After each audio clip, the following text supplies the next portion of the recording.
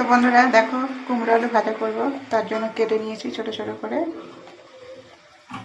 এদিকে দেখো কড়াইটাও গরম হয়ে গেছে, এখানে তেল দিয়ে দিলাম।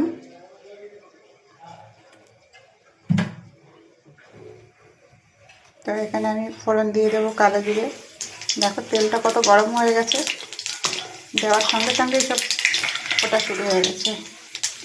তো এখানে আমি দিয়ে দেবো কেটে রাখা কুমড়োগুলো।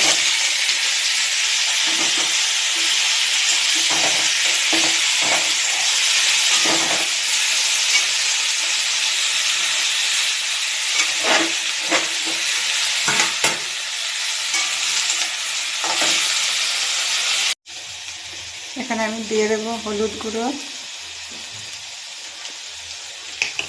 আর দিয়ে দেবো স্বাদ অনুযায়ী নুন। এবার এগুলোকে আমি ভালো করে নাড়াচাড়া দেবো।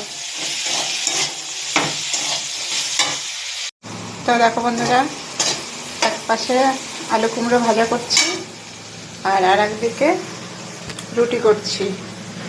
তো একসঙ্গে সব কিছু হয়ে যাচ্ছে।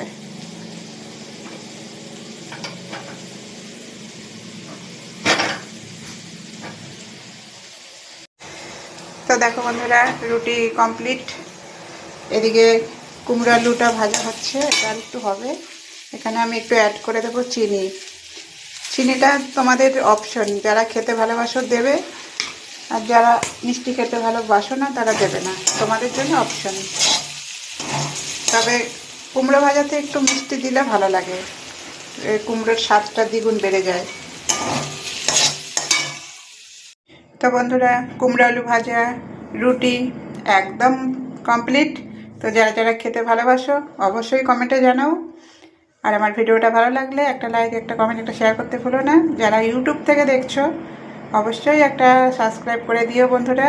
তাহলে আজ আসি, টাটা।